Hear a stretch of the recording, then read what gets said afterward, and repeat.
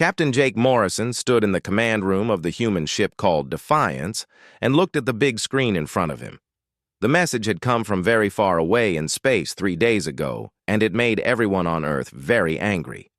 The message was from something called the Galactic Empire, and they were telling humans to stay away from a place in space that had good planets. The alien who sent the message looked like a big lizard, and her name was Ambassador Zara Vex. She spoke in a cold voice that made Jake feel uncomfortable. The message said that humans were not allowed to go to the Kepler system because it belonged to the Empire now. She said that human ships were too weak and that human weapons could not hurt the Empire ships at all. Jake had been a ship captain for 15 years, and he had never backed down from a fight. He was born in Texas, and his father taught him that you never let bullies push you around. The Empire was just a big bully with fancy ships, and they thought humans would be scared of them. They were wrong about that. Admiral Lisa Carter was the boss of all human space forces, and she was not happy about the Empire message. She walked around her office on Earth and talked to her staff about what they should do. The Kepler system had 3 planets that humans could live on and lots of valuable metals that Earth needed. More than that, it was about respect, and humans had worked too hard to get into space just to let aliens tell them where they could and could not go. Dr. Alex Bennett was the smartest person on the ship, and he studied everything they knew about Empire technology. The Empire ships were huge, and they used some kind of special fuel that made them very fast. Their weapons could destroy big rocks in space with one shot, and their shields could stop most attacks. On paper, it looked like humans had no chance at all against them. But Alex knew something that the Empire did not know about humans. Humans were stubborn, and they did not give up even when things looked impossible. Humans had fought wars on Earth for thousands of years, and they had learned how to win even when they were outnumbered. The Empire had been the strongest force in space for so long that they had forgotten how to really fight. Jake called a meeting with all the ship captains who would go on this mission. There were 12 ships total, and each one had brave people who knew they might not come home. Captain Sam Rodriguez commanded a ship called Thunder, and he had fought space pirates before. Captain Ellen Brooks led a ship called Lightning, and she was known for being very smart in battle. The meeting room was quiet as Jake stood up to talk. He looked at each captain and saw the same thing in their eyes that he felt in his heart. They were not afraid of the Empire, and they were ready to show these aliens what humans could do when someone threatened them. Jake told them about the Empire message and what it meant. The aliens thought humans were weak because human technology was newer and simpler than Empire technology. They thought humans would run away if they were threatened with big ships and powerful weapons. Jake smiled when he said this, because he knew that threatening humans was the worst thing the Empire could have done. The captains talked about their ships and what weapons they had. Human ships were smaller than Empire ships, but they were faster and could change direction quickly. Human weapons were different too because they fired solid metal pieces instead of energy beams. The Empire had never fought against this kind of weapon before. Captain Rodriguez asked if they had enough firepower to hurt the big Empire ships. Dr. Bennett said that human weapons might work better than Empire weapons in some ways because the Empire shields were made to stop energy attacks, not solid objects moving very fast. It was just a theory, but it gave everyone hope. Admiral Carter sent a message to all the ships saying that this mission was very important for the future of humanity. If they let the Empire scare them away from one system, then the Empire would try to control where humans could go everywhere. This was their chance to show the galaxy that humans belonged in space and would not be pushed around by anyone. Jake looked out the window at the stars and thought about his home on Earth. His wife Sarah was there waiting for him to come back, and his 2 children were in school learning about space exploration. He was doing this for them and for all the humans who would come after them. The Empire had made a big mistake when they tried to intimidate humans because humans did not know how to be intimidated. The ships were almost ready to leave, and Jake felt excited instead of scared. The Empire was about to learn something very important about humans, and Jake could not wait to teach them that lesson. When someone tells a human not to do something, that human will probably do it just to prove they can. The Empire had warned humans not to come to their system, but humans were coming anyway, and they were bringing their stubborn attitude with them. Commander Katie Wells walked through the big space station near the moon and watched hundreds of people working to get the human ships ready for battle. She had been in charge of preparing fleets before, but never for something this important. The Empire had given humans a challenge, and now it was her job to make sure the human ships were ready to meet that challenge. The main ship, called Defiance, was the biggest and strongest ship humans had ever built, but it was still much smaller than the Empire ships. Katie did not care about that because she knew that being big did not always mean being better. Human ships were built to be fast and smart, not just powerful, and that might be exactly what they needed. Chief Engineer Ryan Brooks had been working for 3 days straight to put new weapons on all the ships. He was tired, but excited because he loved solving hard problems, and the Empire ships were definitely a hard problem. Ryan had designed new torpedoes that used fusion power to create huge explosions and railguns that could fire metal pieces faster than anything the Empire had ever seen. The railguns were Ryan's favorite new weapon because they were so simple but so effective. They used magnetic fields to push small pieces of metal so fast that they could punch through almost anything. The Empire had shields that could stop energy weapons, but Ryan did not think their shields were designed to stop solid objects moving at incredible speeds. Katie walked into the weapons testing area and watched Ryan fire a railgun at a practice target. The metal piece hit the target so hard that it went right through it and kept going until it hit the wall behind it. Ryan smiled and said that Empire ships might be tough, but they had never been hit by anything like this before. Dr. Alex Bennett was in his laboratory studying everything humans knew about Empire technology. He had been working with a team of scientists to find weaknesses in Empire ship designs, and they had found some interesting things. Empire ships used a lot of computer systems to control everything, and Alex thought he might be able to cause problems with those computers. Alex had created something he called adaptive viruses that could attack computer systems and make them stop working properly. The viruses were designed to learn and change so that Empire defenses could not stop them easily. If Alex could get these viruses into Empire ships during battle, they might be able to disable important systems. Captain Jake Morrison visited each ship to talk with the crews and make sure everyone was ready. The people on these ships were volunteers who knew they were going into a very dangerous situation. Some of them had families on Earth, and some of them were young people looking for adventure, but all of them believed that humans belonged in space. On the ship called Thunder, Captain Sam Rodriguez was training his crew for battle. Sam had fought space pirates before, and he knew that the key to winning was teamwork and quick thinking. Empire ships might be bigger and stronger, but human crews could work together and adapt to changes faster than any computer system. Captain Ellen Brooks was on her ship called Lightning, working with her navigation officer to plan attack routes. Ellen was known for being very smart about battle tactics, and she had studied every piece of information they had about Empire ship movements. She thought the Empire ships were too big to change direction quickly, and that might give smaller human ships an advantage. Lieutenant Sophie Grant was the communications officer on the Defiance, and she was responsible for making sure all the ships could talk to each other during battle. Sophie had set up a special communications system that would be very hard for the Empire to interrupt or listen to.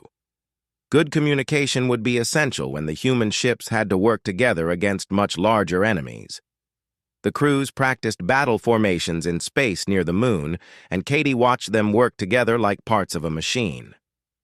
The ships moved in patterns that confused practice targets and made it hard to predict where they would be next. This kind of movement would be very important when facing Empire ships that could destroy a human ship with one good hit. Admiral Lisa Carter came to the space station to see the fleet before it left for the Kepler system. She walked through each ship and talked with crew members about their mission. Lisa told them that they were not just fighting for the Kepler system, but for the right of humans to explore space freely without being told what to do by alien empires. The Admiral gathered all the captains for a final meeting before departure. She told them that intelligence reports showed 8 Empire ships waiting at the edge of the Kepler system, and each Empire ship was about 3 times bigger than the largest human ship. The numbers looked bad, but Lisa reminded them that humans had won battles against bigger enemies before. Katie finished the final checks on all 12 human ships and reported that they were ready to leave. The ships had more firepower than any human fleet in history and crews that were trained and eager to prove themselves. Ryan had installed his new weapons, and Alex had loaded his computer viruses into the ship systems. Jake stood on the bridge of the Defiance and looked at his crew. These people had chosen to follow him into a battle that they might not survive, and he felt proud to serve with them. The Empire thought humans were weak and primitive, but they were about to learn that humans were much more dangerous than they looked. The 12 human ships left the space station and headed toward the jump point that would take them to the Kepler system. As they traveled through space, Jake thought about what Admiral Carter had said about this mission being important for all of humanity. If they succeeded, humans would earn respect in the galaxy, but if they failed, the Empire might try to control human expansion into space. The jump to the Kepler system would take 72 hours, and Jake used that time to make sure his crew was ready for anything. The Empire was waiting for them with ships that were bigger and more powerful than anything humans had ever faced, but Jake was not worried. Humans had surprised their enemies before, and they were about to do it again. The 12 human ships came out of hyperspace at the edge of the Kepler system and immediately saw the Empire fleet waiting for them. Jake Morrison stood on the bridge of the Defiance and looked at the massive alien ships on his screen. Each Empire ship was huge and covered with weapons that could destroy planets, but Jake was not intimidated because he had expected them to be big. Admiral Thais Krex was the commander of the Empire fleet, and he was sitting in his command chair on the biggest ship called Dominion's Edge.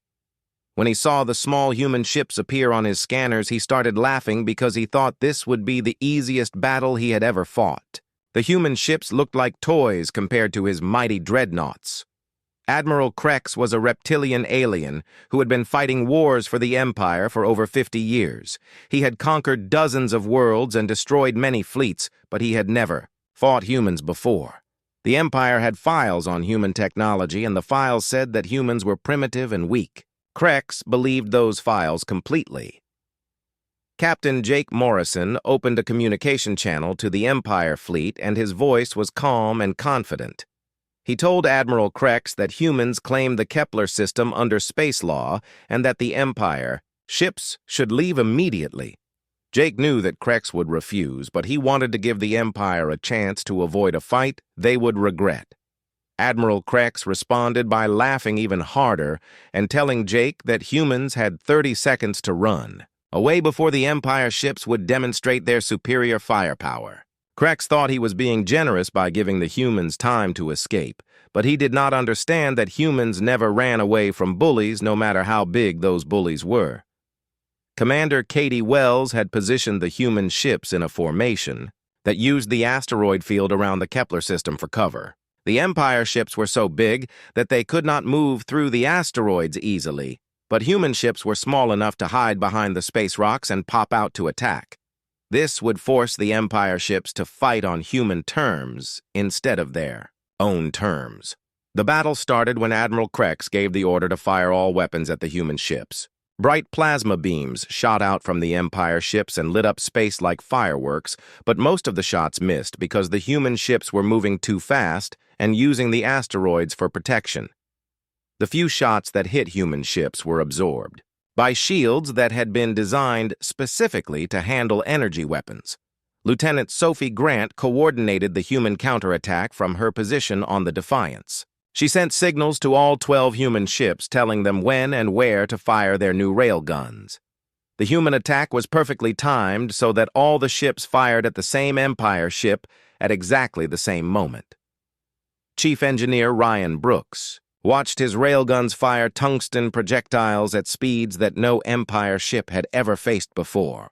The metal pieces were so small that Empire sensors barely detected them, but they were moving so fast that when they hit Empire shields, the shields collapsed immediately. The Empire had never designed their defenses to stop solid objects moving at such incredible speeds. The first Empire ship to get hit by human railguns was called Stellar Destroyer, and it had been thought to be invincible. The tungsten projectiles punched through its shields and armor like they were made of paper and caused massive explosions inside the ship. Within minutes, the Stellar Destroyer was drifting powerless through space with its crew trying to figure out what had just happened to them. Admiral Krex could not believe what he was seeing on his screens. His mighty ships were being damaged by tiny human vessels using weapons that seemed impossible. The Empire had ruled the galaxy for centuries by having the biggest ships and the most powerful energy weapons, but the humans were not using energy weapons at all. Dr. Alex Bennett activated his computer viruses and sent them toward the Empire ships through quantum communication channels. The viruses were designed to attack Empire computer systems and cause them to malfunction at the worst possible times. When Empire ships tried to target human vessels, their targeting computers started giving wrong information. Captain Sam Rodriguez led his ship Thunder in a daring attack on the Empire ship called Void Crusher. Sam had studied Empire ship designs, and he knew that their weapons were mounted on the outside of their hulls. If he could destroy those weapon mounts, the big ships would not be able to fight back effectively. Thunder flew underneath Void Crusher and fired railguns at the weapon mounts while moving too fast for the big ship to track. Each shot destroyed another Empire weapon until Void Crusher was almost defenseless. Sam's crew cheered as they watched the massive alien ship struggle to turn around and bring its remaining weapons to bear. Captain Ellen Brooks used her ship Lightning to attack Empire ships from unexpected angles. Ellen had realized that Empire ships were designed to fight other big ships in straight lines, but human ships could attack from above and below and from directions that Empire gunners could not cover easily. This gave human ships a huge advantage, despite being much smaller. The Empire ship, called Dark Star, tried to ram Lightning because its weapons could not hit the fast-moving human ship. Ellen saw the attack coming and used her ship's superior maneuverability to dodge at the last second. Dark Star crashed into an asteroid instead and suffered major damage to its hull. Admiral Krex sent a desperate message to the Empire capital asking for reinforcements and reporting that human ships were fighting with tactics that the Empire had never seen before. The humans were not fighting like civilized beings who followed proper battle procedures. Instead, they were fighting like wild animals who used every dirty trick they could think of. Within 2 hours of battle, 2 Empire ships were completely destroyed and 3 others were so badly damaged they could barely move. The human fleet had not lost a single ship, although several had taken damage from lucky Empire hits. Admiral Krex was beginning to realize that his reputation as an undefeated commander was about to be destroyed by primitive humans. Jake Morrison watched the battle from his bridge and felt proud of his crews. They were fighting exactly like humans, should fight against a bigger enemy by being smarter and faster and more determined. The Empire had made the mistake of thinking that bigger was always better, but humans knew that sometimes being small and quick was much more important. The Empire ships were starting to retreat toward the inner system, and Jake knew that this was the most dangerous part of the battle. Wounded enemies were often the most desperate, and desperate enemies sometimes did stupid things that could hurt everyone. Jake ordered all human ships to stay alert and be ready for anything, because the Empire was not going to give up easily. News of the battle reached the Empire capital within hours through their quantum communication network, and Emperor Voss Dracith could not believe what his generals were telling him. His elite fleet was being destroyed by primitive human ships that should not have been able to scratch the paint on Empire vessels. The Emperor had ruled 17 star systems for 30 years, and no one had ever defeated his fleets before. Emperor Draketh was a tall alien with 4 arms and skin that changed colors when he was angry. Right now, his skin was turning dark red, because he was furious that humans had dared to challenge the Empire, and even more furious that they were winning. He called his best admirals to the throne room and demanded to know how this was possible.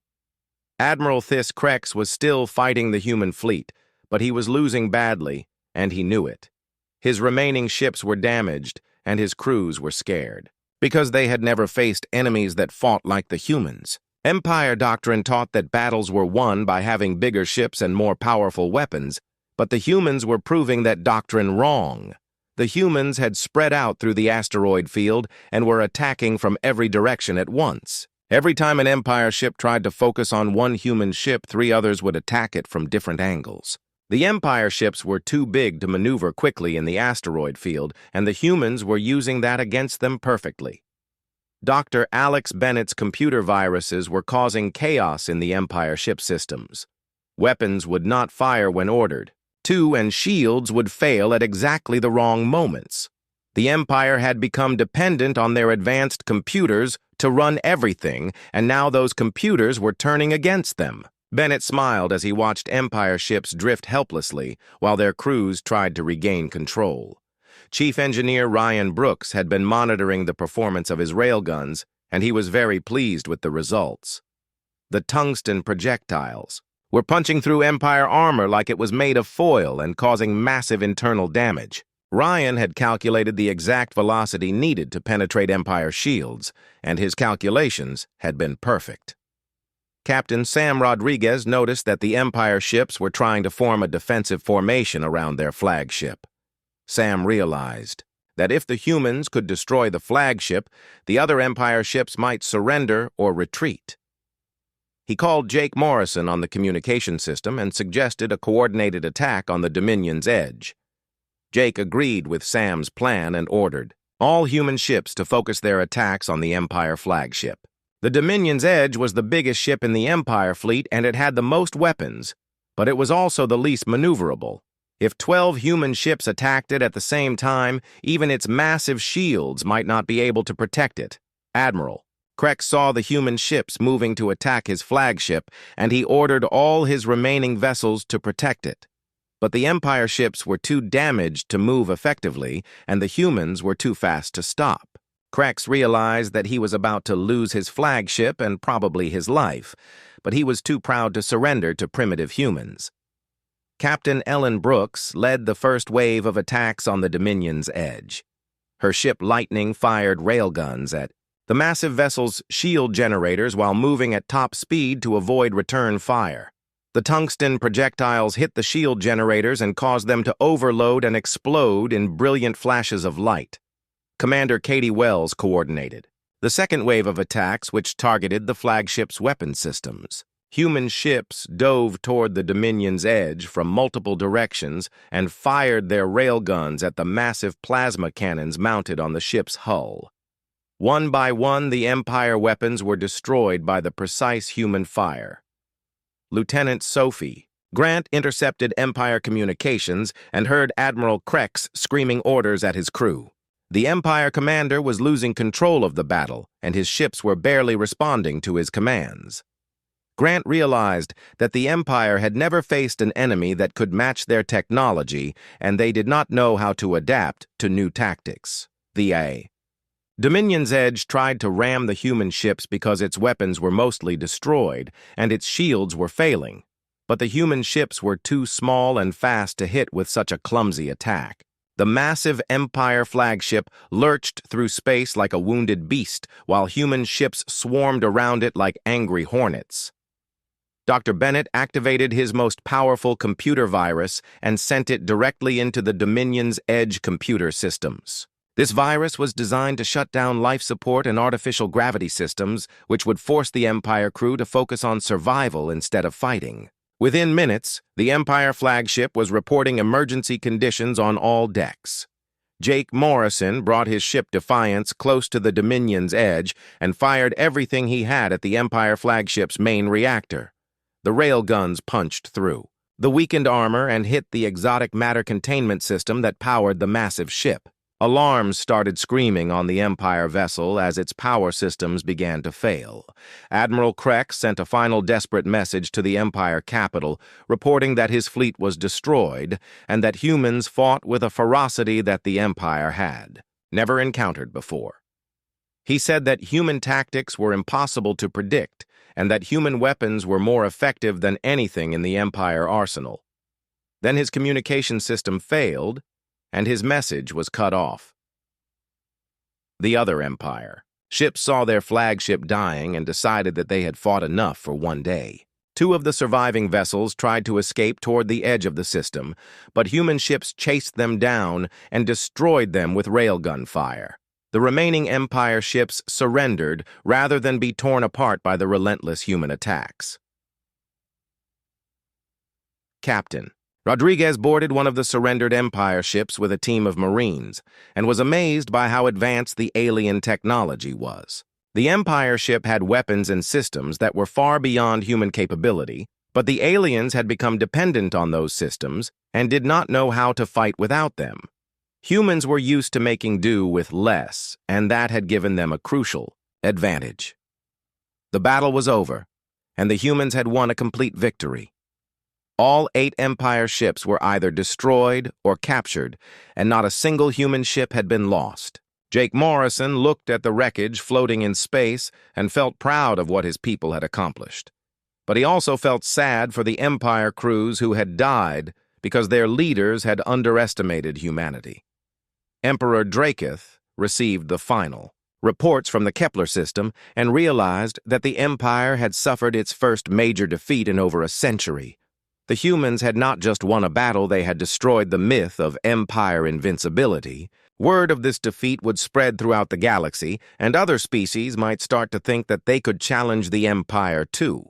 The Emperor knew that he had to respond to this disaster quickly before other worlds started to rebel. But he also knew that humans had proven they were dangerous enemies who could not be intimidated or easily defeated. For the first time in his long reign, Emperor Draketh felt uncertain about the future of his empire. The human fleet floated in the wreckage of the Empire ships, and Jake Morrison could hardly believe what they had accomplished. 12 small human vessels had destroyed 8 massive Empire dreadnoughts without losing a single ship. The crew of the Defiance was cheering and celebrating, but Jake knew that this victory was just the beginning of something much bigger.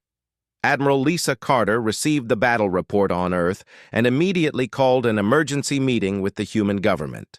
The victory at Kepler was incredible, but it would also make the Empire very angry, and they might send a much larger fleet to attack human worlds. Carter knew that humans had to be ready for the Empire to strike back with everything they had.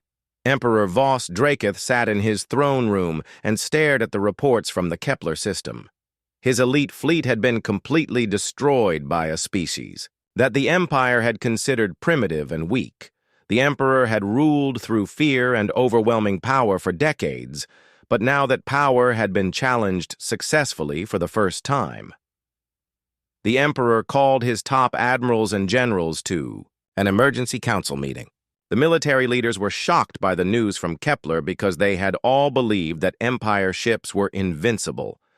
Now they had to face the reality that human weapons and tactics were more effective than anything the Empire had ever encountered. Commander. Katie Wells supervised the salvage operations in the Kepler system as human crews boarded the captured Empire ships to study their technology. The alien vessels were incredible machines with power sources and weapons that were far beyond human science. But they also had weaknesses that humans had exploited perfectly during the battle. Dr. Alex Bennett was especially interested in the Empire computer systems because his viruses had worked even better than he had hoped. The Empire had built their entire military around advanced computers that controlled everything, but they had not considered what would happen if those computers were turned against them. Bennett realized that this weakness could be used in future battles. Chief Engineer Ryan Brooks examined the Empire weapons and armor to understand how his railguns had been so effective. The Empire had designed their defenses to stop energy weapons, but they had never encountered kinetic weapons moving at such high speeds. Brooks knew that humans could improve their railguns even more now that they understood Empire technology better. Captain Sam Rodriguez led a team that was studying Empire ship designs, and he was amazed by how complex they were. Empire ships had thousands of systems that all worked together, but this complexity also made them vulnerable because damaging one system could cause many others to fail. Human ships were simpler, but that simplicity made them more reliable in battle. The news of the human victory spread quickly through the galaxy, and many species that had been conquered by the Empire started to hope that they might be able to fight back. The Empire had controlled dozens of worlds through fear, but now that fear was being replaced by hope and rebellion was starting to look possible. Emperor Draketh realized that he had to do something dramatic to restore Empire prestige before other species started to revolt. He decided to personally lead a massive fleet to destroy the human homeworld and show the galaxy that challenging the Empire was still impossible. The Emperor gathered over 100 ships for this mission because he wanted to make sure that humans would be completely destroyed. Admiral Carter received intelligence reports that the Empire was building a huge fleet and preparing to attack Earth. She knew that the human fleet could not defeat 100 Empire ships, even with their new tactics and weapons. Carter decided that humans needed allies, and she sent diplomatic missions to every species that had been conquered by the Empire. Jake Morrison was promoted to admiral and given command of the entire human fleet because of his victory at Kepler. Jake was honored by the promotion, but he was also worried because he knew that the Empire would not make the same mistakes twice. The next battle would be much harder than the first one. The human government decided to establish a permanent base in the Kepler system to show that they were not afraid of the Empire and to give other species a place to come if they wanted to join the fight against imperial rule. Construction ships arrived within weeks and began building a space station that would serve as headquarters for the human rebellion. Captain Ellen Brooks was assigned to train new ship crews because the human fleet was being expanded as quickly as possible. Ellen had proven her tactical skills during the battle, and now she was teaching other captains how to fight against larger enemies using speed and maneuverability instead of raw firepower. Dr. Bennett worked with scientists from several conquered species who had fled to human space after hearing about the victory at Kepler. These aliens brought knowledge about Empire technology and tactics that would be very useful in future battles. Bennett was especially interested in learning about Empire computer networks because he wanted to improve his virus weapons. Lieutenant Sophie Grant was promoted to commander and put in charge of communication systems for the growing human alliance. Grant had to coordinate between humans and several alien species who all had different languages and customs, but who all shared a desire to be free from Empire rule. The Empire fleet under Emperor Draketh's personal command began moving toward. Human space and intelligence reports said it would arrive in 3 months.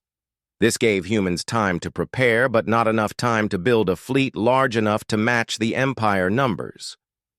Humans would have to rely on superior tactics and help from their new allies. Jake Morrison stood on the bridge of his new flagship called Liberty and looked out at the dozens of human and alien ships that were gathering in the Kepler system.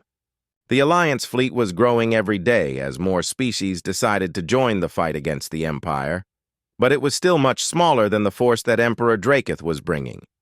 Admiral Carter sent a message to all human colonies telling them to prepare for attack because the Empire might try to strike at multiple targets at once. She also sent secret agents to Empire worlds to encourage rebellions that would force the Empire to divide their forces. The war was expanding beyond just humans and the Empire. The construction of Kepler Station was completed ahead of schedule, and it became the symbol of the new alliance between humans and other species who wanted freedom. The station was heavily armed with human railguns and protected by shields based on captured Empire technology. It would serve as the last line of defense if the Empire broke through the Alliance fleet. Jake knew that the next battle would determine the fate of humanity and many other species in the galaxy. If the Alliance lost, then the Empire would destroy Earth and enslave or kill everyone who had dared to oppose them. But if the Alliance won, then the Empire's reign of terror might finally come to an end and freedom would spread throughout the galaxy. Emperor Vos Draketh stood on the command bridge of his personal flagship called Imperial Wrath and looked at the massive fleet that surrounded him. 120 Empire ships moved through space in perfect formation toward human territory, and the Emperor was confident that this time there would be no surprises. He had studied the reports from Kepler carefully, and he thought he understood how humans had won that battle. The Emperor had ordered his ship designers to create new shields that could stop solid projectiles as well as energy weapons. He had also installed backup computer systems that would be harder for human viruses to attack. Most importantly, he had brought enough ships to overwhelm any human fleet through sheer numbers, even if human tactics were superior. Admiral Jake Morrison received reports about the approaching Empire fleet, and he knew that humanity was facing its greatest challenge. The Alliance fleet had grown to 40 ships from 6 different species, but they were still outnumbered 3-1 by the Empire forces. Jake would have to use every trick he could think of to give the Alliance any chance of survival. Dr. Alex Bennett had been working with alien scientists to develop new weapons and defensive systems for the Alliance fleet. The aliens had shared their knowledge about Empire technology, and Bennett had combined that with human innovation to create surprises that the Empire would not expect. He was especially proud of his new quantum torpedoes that could phase through normal shields. Commander Katie Wells was training the mixed crews of humans and aliens to work together effectively during combat. Each species had different strengths and weaknesses, and Katie had to figure out how to use those differences as advantages. The reptilian Zephyrians were excellent gunners, while the insectoid hive minds could process tactical information very quickly. Captain Sam Rodriguez had been given command of a squadron of fast attack ships crewed by volunteers from multiple species. His job was to harass the Empire fleet and draw them away from the main battle, while Jake positioned the heavier Alliance ships for maximum effect. Sam knew this was basically a suicide mission, but he was proud to volunteer for it. The Empire fleet arrived at the edge of human space, and Emperor Draketh was surprised to see that humans had built a large space station in the Kepler system. Intelligence reports had mentioned construction activity, but the Emperor had not expected such a massive fortification to be completed so quickly. The station was bristling with weapons and surrounded by defensive platforms. Captain Ellen Brooks commanded the defenses around Kepler Station, and she had spent weeks preparing for this battle. The station's railguns were bigger and more powerful than anything mounted on ships, and the defensive platforms could coordinate their fire to create overlapping fields of destruction. Ellen was confident that the station could hold out long, enough for the Alliance fleet to arrive. Emperor Draketh ordered his fleet to attack the station immediately because he wanted to destroy this symbol of human defiance before dealing with the Alliance ships. The Empire vessels opened fire with their plasma weapons, but they were surprised to discover that the station's shields were much stronger than expected and seemed to be based on modified Empire technology. The station returned fire with its massive rail guns and scored several hits on Empire ships before they could adjust their tactics. The tungsten projectiles were even larger than those used by human ships, and they punched through Empire shields like they were made of paper. Emperor Draketh realized that humans had been busy improving their weapons since the first battle. Lieutenant Sophie Grant coordinated communications between all Alliance forces, and she was tracking the movement of both fleets on her tactical display. The Empire was attacking the station with half their ships while keeping the other half in reserve to deal with the Alliance fleet when it arrived. Grant knew that Jake would have to time his attack perfectly to have any chance of success. Jake Morrison led the Alliance fleet toward the battle at maximum speed, but he was still several hours away from Kepler Station. He could see the flashes of weapons fire in the distance, and he knew that Ellen Brooks and her crews were fighting for their lives against overwhelming odds. Jake had to resist the urge to rush in blindly because that would just get his ships destroyed. Dr. Bennett activated his newest creation, which was a network of quantum communication beacons that could disrupt Empire coordination systems. The beacons sent out signals that interfered with Empire ship computers and made it harder for them to work together effectively. Bennett smiled as he watched Empire formations start to drift apart and lose their perfect coordination. The battle around Kepler Station was brutal, and the Empire ships were slowly wearing down the station's defenses despite taking heavy casualties themselves. Emperor Draketh was frustrated by how long it was taking to destroy one human outpost, but he was determined to prove that the Empire was still the supreme power in the galaxy. Captain Rodriguez led his attack squadron in a desperate assault on the Empire Reserve Fleet that was waiting to ambush the main Alliance force. Sam's ships were fast and maneuverable, but they were also lightly armed and could not survive long against the massive Empire dreadnoughts. The attack was designed to be a distraction, not a victory. Sam's squadron darted between the Empire ships. Like mosquitoes attacking elephants, and their small weapons did little damage to the heavy Empire armor. But the attack forced the Empire ships to break formation and chase the fast Alliance vessels, which disrupted their carefully planned ambush. Sam knew his ships were doomed, but he was buying precious time for Jake to position the main fleet. Commander. Wells brought the Alliance fleet into battle position just as Sam's squadron was being overwhelmed by Empire forces. Katie had arranged the Alliance ships in a formation that maximized their firepower while minimizing their exposure to Empire weapons. The mixed crews were nervous, but ready to prove that the Alliance could stand against the Empire. The main battle began when Jake Morrison gave the order for all Alliance ships to open fire simultaneously. Railguns and quantum torpedoes and alien energy weapons all fired at once and created a devastating barrage that caught the Empire fleet by surprise. Several Empire ships were destroyed immediately, and others were badly damaged. Emperor Draketh was shocked by the intensity of the Alliance attack, and he realized that he had underestimated human determination again. The Alliance ships were fighting with a coordination and fury that reminded him of the reports from the first battle at Kepler. The Emperor ordered his ships to concentrate their fire on the largest Alliance vessels. The space around Kepler Station became a chaotic battlefield filled with explosions and debris as two fleets fought for control of the system. Alliance ships used their superior speed and maneuverability to avoid Empire weapons while striking back with precisely targeted attacks. Empire ships relied on their heavy armor and powerful shields to absorb damage while delivering crushing blows. Jake Morrison watched the battle unfold and realized that the Alliance was holding its own against the much larger Empire fleet. Human tactics combined with alien technology and determination were proving to be more effective than Empire numbers and firepower. But the battle was far from over, and Jake knew that one mistake could still doom the Alliance. The battle around Kepler Station had been raging for 6 hours, and both fleets were showing signs of damage and exhaustion. Emperor Draketh looked at his tactical display and saw that he had lost 30 ships, while the Alliance had lost only 12.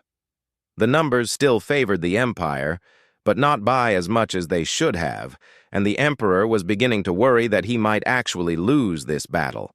Admiral Jake Morrison was fighting from the bridge of his flagship Liberty, and he could see that his fleet was performing better than anyone had expected.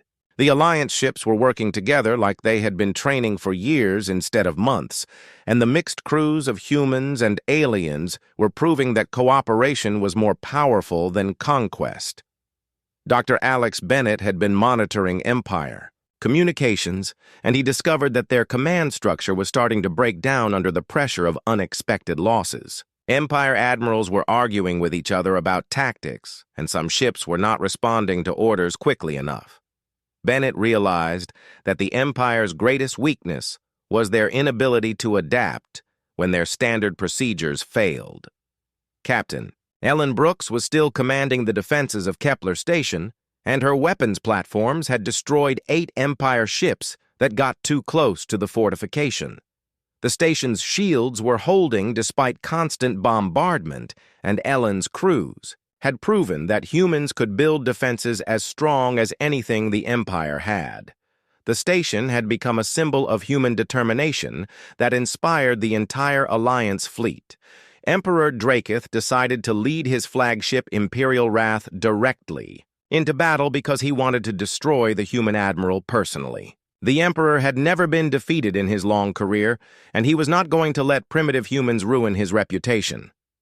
He ordered his best ships to follow him in a direct assault on the Alliance command vessel. Commander Katie Wells saw the Empire flagship approaching, and she quickly repositioned Alliance ships to protect Admiral Morrison. Katie knew that losing Jake would probably mean losing the battle because he was the only leader who could coordinate the complex Alliance fleet effectively. She called for all available ships to intercept the Imperial Wrath before it could reach Liberty.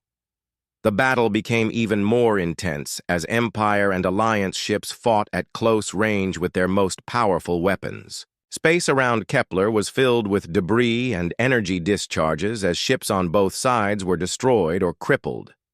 The Alliance was still holding its own, but everyone knew that the outcome would be decided by which side could maintain their fighting spirit longer. Captain Sam Rodriguez had survived the destruction of his attack squadron and was now commanding a captured Empire vessel that his crew had managed to repair. Sam was using Empire technology against its creators, and he was enjoying the irony of the situation. His hybrid crew of humans and rescued alien prisoners was fighting with a fury that Empire forces could not match. Lieutenant Sophie Grant was coordinating rescue operations for damaged Alliance ships while also jamming Empire communications to prevent them from working together effectively. Grant had learned Empire communication protocols from captured prisoners, and she was using that knowledge to send false orders that confused Empire formations and caused them to attack each other accidentally. Dr. Bennett launched his most ambitious virus attack yet by targeting the Imperial Wrath's main computer systems directly. The virus was designed to shut down the flagship's weapons and engines at a critical moment during the battle. Bennett knew that crippling the Emperor's ship would probably end the battle because Empire morale would collapse if their leader was defeated. Emperor Draketh felt his ship shudder as Bennett's virus began affecting its systems, but he was too proud to retreat even when his weapons started malfunctioning. The Emperor ordered his crew to switch to manual controls and continue the attack, even though this made his ship much less effective in combat. He was determined to destroy the humans, even if it cost him his life. Jake Morrison brought Liberty into direct combat with the Imperial Wrath, and the two flagships exchanged devastating fire at point-blank range. The Empire ship was much larger, but Liberty was faster and more maneuverable, which allowed it to avoid the worst of the Empire's attacks. Jake was fighting the most important duel of his life, and he knew that the fate of humanity depended on winning. The Imperial Wrath's shields finally collapsed under the combined fire of Liberty and 3 other Alliance ships. Jake ordered his fleet to concentrate all weapons on the Empire flagship, and within minutes the massive vessel was drifting powerless through space, with its engines dead and its weapons silent. Emperor Draketh had been defeated by the primitive humans he had tried to destroy. The rest of the Empire fleet saw their Emperor's flagship disabled, and their morale collapsed completely. Some Empire ships tried to flee toward the edge of the system, while others surrendered rather than continue, fighting without their leader. The Alliance had won the most important battle in galactic history and proven that the Empire could be defeated. Commander Wells supervised the capture of Empire ships and the rescue of Alliance crews, while Jake Morrison tried to process what they had accomplished. The Alliance fleet had destroyed or captured over 70 Empire vessels, including the Emperor's flagship. The Empire's reputation for invincibility was completely destroyed, and word of their defeat would spread throughout the galaxy within days. Captain Brooks led boarding parties onto the Imperial Wrath to capture Emperor Draketh and secure Empire technology for study. The Emperor was found on his bridge trying to activate a self-destruct system that would have destroyed his ship and everyone on it. Brooks stunned the Emperor with a neural disruptor and had him taken into custody before he could cause any more damage. Dr. Bennett was amazed by the technology on the Imperial Wrath, and he immediately began studying the Empire's most advanced systems. The flagship contained computer networks and weapons that were far beyond anything humans had seen before. Bennett knew that this technology could help the Alliance liberate other worlds from Empire control. Jake Morrison stood on the bridge of Liberty and looked out at the wreckage of the Empire fleet floating around Kepler Station. The Alliance had won a victory that would change the balance of power in the galaxy forever. Other conquered species would hear about this battle and realize that the Empire could be defeated if they had the courage to fight. The battle was over, but Jake knew that the war was just beginning. The Empire still controlled dozens of worlds and had thousands of ships scattered throughout the galaxy. The Alliance would have to fight many more battles before all sentient beings could be free from Imperial tyranny. But today had proven that freedom was possible if different species could work together against oppression. Emperor Draketh was brought before Jake Morrison as a prisoner, and the defeated ruler could barely believe what had happened to his mighty empire. The Emperor had ruled through fear for decades, but now he was the one who was afraid. Jake looked at the alien dictator and felt no hatred, only sadness that so much suffering could have been avoided if the Empire had chosen cooperation instead of conquest. The Alliance fleet began establishing permanent bases in the Kepler system and sending diplomatic missions to Empire worlds where rebellions were already starting. The victory at Kepler had inspired conquered species throughout the galaxy to rise up against their oppressors, and the Empire was facing the greatest crisis in its history. 6 months after the great battle at Kepler Station, the galaxy was a very different place than it had been when the Empire first threatened humanity. Rebellions had broken out on dozens of Empire worlds as conquered species realized that their oppressors could be defeated. The Alliance fleet had grown to over 200 ships as more species joined the fight for freedom. Admiral Jake Morrison now commanded the largest military force in galactic history, but he was not interested in conquest like the Empire had been. The Alliance was built on cooperation and mutual respect between different species who all shared the same desire for freedom and self-determination. Jake spent most of his time mediating disputes between Alliance members rather than planning military campaigns. Emperor Vos Draketh was being held prisoner on Kepler Station while Alliance leaders debated what to do with him. Some wanted to execute the former dictator for his crimes, while others thought he should be used as a bargaining chip in negotiations with remaining Empire forces. Jake believed that showing mercy to enemies was one of the things that made the Alliance better than the Empire. Dr. Alex Bennett had been studying captured Empire technology for months, and he had made incredible discoveries that would benefit all Alliance species. Empire knowledge about faster-than-light travel and energy production was centuries ahead of anything the Alliance had developed independently. Bennett was sharing this knowledge freely with all Alliance members instead of keeping it secret like the Empire had done. Commander Katie Wells was now in charge of training new Alliance crews as the fleet continued to expand. The mixed crews of humans and aliens had proven to be more effective than single-species crews because each species contributed different strengths and perspectives. Wells had developed training programs that helped different species work together, despite their biological and cultural differences. Captain Ellen Brooks had been promoted to Admiral and given command of Alliance defensive forces that protected liberated worlds from Empire counterattacks. Brooks had established a network of fortified stations throughout Alliance territory that could coordinate their defenses and share intelligence about Empire movements. The Alliance was proving that defense could be just as important as offense in winning wars. The former Empire capital world of Zentara Prime had declared independence and requested Alliance protection after their local garrison was overwhelmed by popular rebellion. This was the first time that an Empire core world had joined the alliance, and it sent a powerful message that the Empire's control was crumbling everywhere. Alliance ships arrived at Zentara within days to help establish a new democratic government.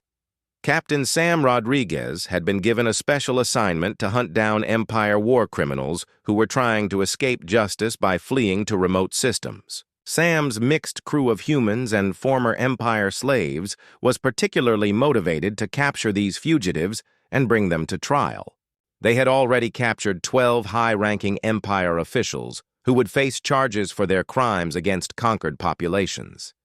Lieutenant Sophie Grant had been promoted to commander and was now in charge of Alliance intelligence operations. Grant's network of agents and sympathizers throughout former Empire territory provided crucial information about remaining Empire forces and potential rebellion targets.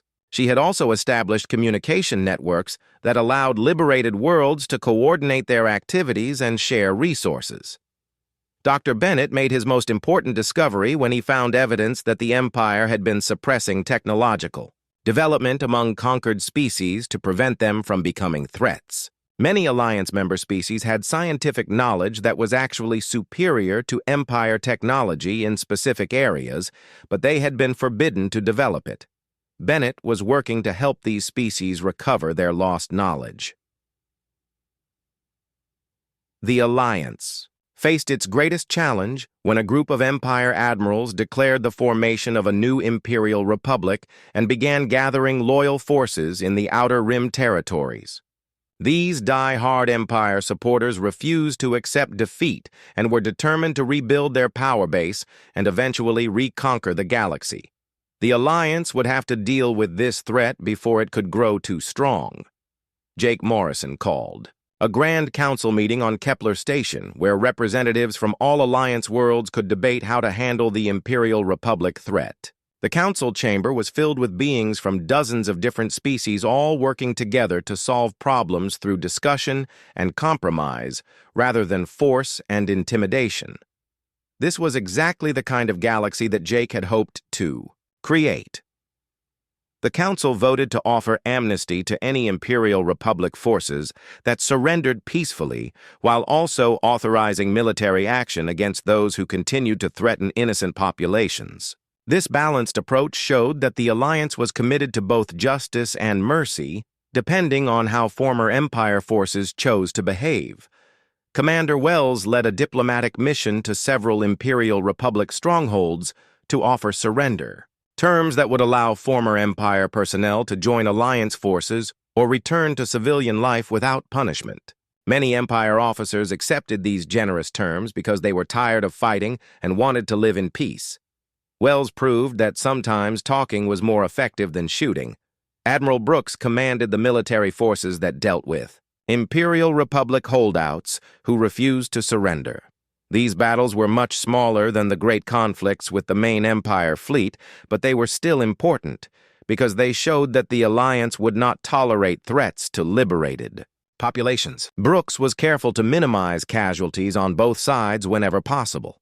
The Alliance established a new galactic government based on democratic principles and equal representation for all member species. Each world would have the right to govern itself according to its own customs and beliefs, while also participating in alliance-wide decisions that affected everyone. This was the opposite of the Empire's centralized dictatorship that had controlled everything from one capital world. Jake Morrison was elected as the first president of the Galactic Alliance in a vote that included representatives from over 100 worlds. Jake was honored by the position, but he was also worried about the responsibility of leading such a diverse group of species. He promised to serve only one term before stepping down to allow others to lead, because he believed that democracy required regular changes in leadership. Emperor Draketh was eventually released from prison after he publicly apologized for his crimes and renounced all claims to imperial authority. The former dictator chose to live quietly on a small farming world where he could not threaten anyone and where he could think about the mistakes he had made. Some Alliance members thought this was too lenient, but Jake believed that forgiveness was necessary for true peace. Dr. Bennett established the Alliance Science institute where researchers from all member species could work together to solve problems and develop new technologies for the benefit of everyone. The institute became a symbol of cooperation and progress that attracted the best minds from throughout the galaxy. Bennett was proud that knowledge was being shared freely instead of hoarded by a ruling elite. The galaxy was still recovering from centuries of empire rule, and there were many problems that would take years to solve. But for the first time in living memory, all sentient beings had hope for a better future, where they could determine their own destiny without fear of oppression.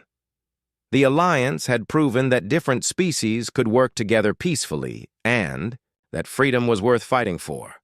Jake Morrison stood on the observation deck of Kepler, station, and looked out at the stars, knowing that each one might shine on worlds where beings were living freely because humans had refused to be intimidated by threats and had chosen to fight for what was right. The Empire had warned humans not to come to their territory, but humans had come anyway and changed the galaxy forever.